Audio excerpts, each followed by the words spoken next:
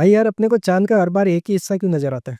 देखो, इसको समझने के लिए पहले अपने को ये समझना होगा कि चाँद पृथ्वी के चक्कर लगाता है, वो किस तरीके से लगाता है। देखो, जैसे पृथ्वी चक्कर लगाती है सूर्य के चारों ओर, तो वो 1 वर्ष यानी 1 साल में पूरा चक्कर लगा लेती है सूर्य के चारों ओर, लेकिन अपने अक्ष पे 24 घंटे में 1 चक्र पूरा कर लेती है। लेकिन चाँद जो है वो पृथ्वी के चारों ओर चक्कर लगाता है और अपने अक्ष पे जो घूर्णन करता है वो टाइम बराबर होता है, लगभग 29 दिन का होता है वो टाइम, या आप 4 वीक के बराबर मान सकते हो। वो कैसे होता है?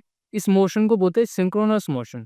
तो अब आप इसको ऐसे समझो कि जैसे आप एक बॉल ले लो और उसको एक धागा बाँध दो पोल से, है ना? और उस बॉल को ऐसे घुमाओ अगर आप ऐसे।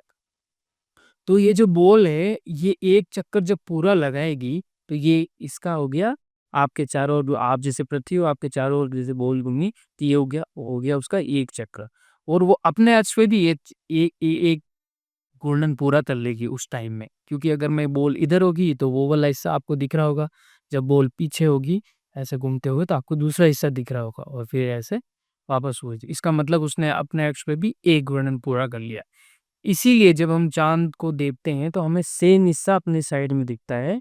ये होता है उसके सिंक्रोनस मोशन की वज़ह से। तो अब इसका हमें क्या फ़ायदा? तो इसका देखो उपयोग किया था इसरो ने। इसरो ने चंद्रयान 2 और चंद्रयान 3 जो चंद्रमा पे मिशन भेजे थे। तो चंद्रयान 3 का जो मिशन टाइम था वो था 2 वीक, यानी लगभग 14 दिन के आसपास। उसका रीज़न यही है कि चंद्रमा पे जो दिन होता है, एक दिन वो 14 दिन का होता है। यानी हमारे जब 14 दिन हो जाते हैं, तब वहाँ 1 दिन होता है, क्योंकि वो अपने अक्ष पे घूर्णन करने में लगभग 4 वीक लगाता है। तो इसलिए 2 हफ्ते का वहाँ पे 1 दिन होता है।